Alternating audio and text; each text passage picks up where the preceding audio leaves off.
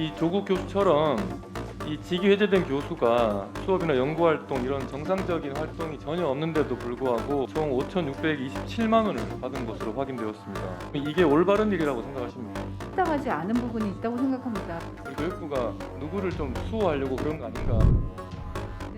작년 국감에서도 똑같은 질의를 했고 지적을 했습니다만 오히려 전혀 조국 전 장관, 지금 조국 교수는 작년 1월에 서울대에서 직위 해제가 되었고요. 그 이후로 뭐 학교에서 수업이나 연구 활동 등을 하지 않았는데도 불구하고 최근까지 서울대로부터 뭐 봉급 수당을 포함해서 총 5,627만 원을 받은 것으로 확인되었습니다. 장관님 또 확인하셨습니까? 언론 보도를 통해서 봤습니다.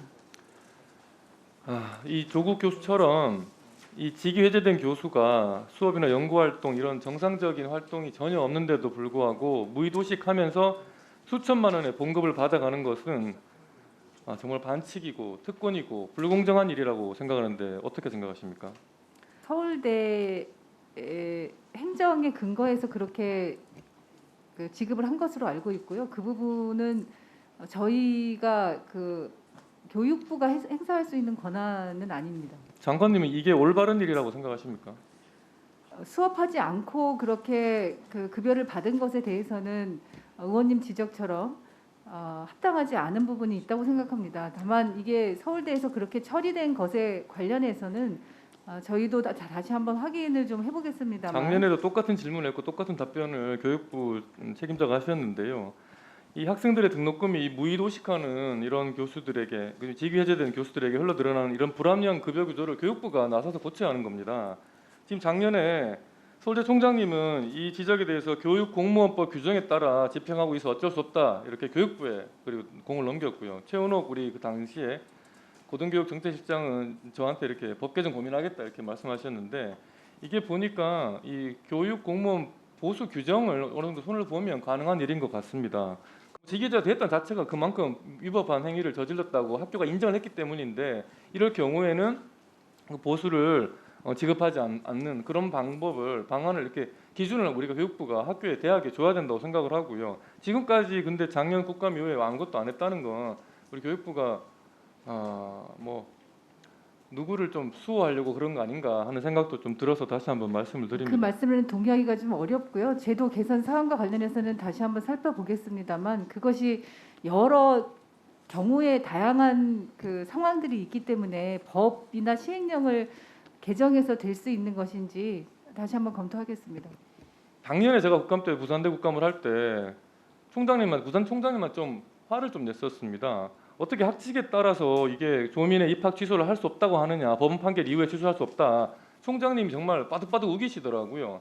근데 제가 분명히 작년에 이미 5월달에 개정된 교육부의 그 규칙에 따라서 충분히 이 입학을 취소할 수 있다. 그 제출된 서류가 기재된 내용과 사실과 다를 경우에 불합격 취소 처벌할 수 있다고 알려드렸고 기사까지 읽으면서 말씀을 드렸는데도 법원 판결 이후에 할 수 있다고 말씀을 하시더라고요. 그런데 올해 3월에 교육부가 또 부산대가 학칙에 따라 그러니까 그 기재된 내용의 사실과 다를 경우에 불합격 처리할 수 있다. 이 학칙에 따라 입학 취소할 수 있다고 이제 밝힌 거죠.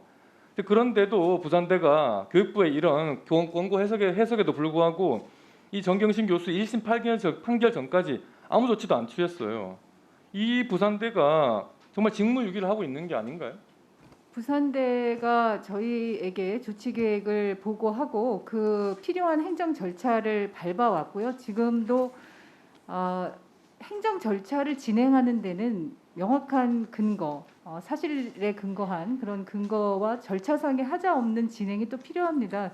부산대는 지금 저희에게 보고한 바에 따라서 그 절차를 진행하고 있는 것으로 알고 있습니다. 작년 12월 23일에 정경심 교수가 징역 4년형을 선고를 받았고 바로 법정 구속이 되었는데요. 우리가 3월에 교육부가 부산대가 학칙에 따라 조민을 입학을 취소할 수 있다고 의견을 낸 것도 상당히 늦었고요.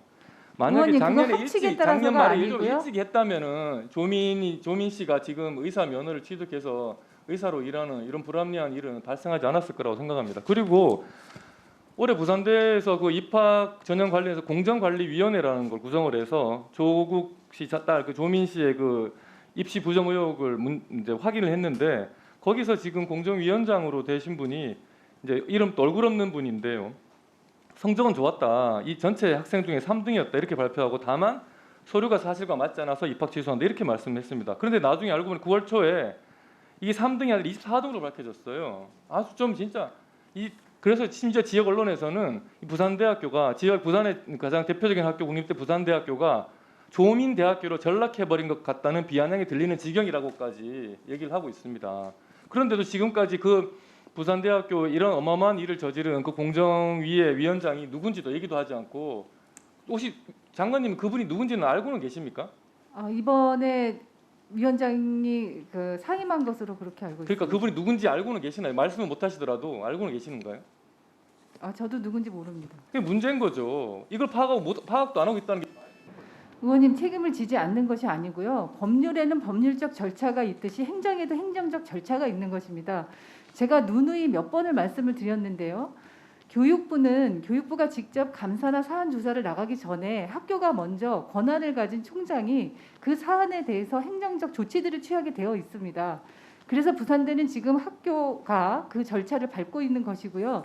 저희는 그 학교의 절차가 제대로 사실에 근거해서 이루어지는지 하자가 없는지를 책임 부처로서 그 부분들을 관리 감독할 책임이 있다고 보고 있습니다. 지금 부산대가 진행하고 있는 행정 절차에 대해서 그 행정 절차가 사실에 근거해서 제대로 진행되고 있는지를 보고 있습니다. 원칙과 절차에 따라서 예외 없이 규정한다는 입장이고요. 그거에 대해서 변함이 없습니다. 그리고 그렇게 적용하고 있습니다.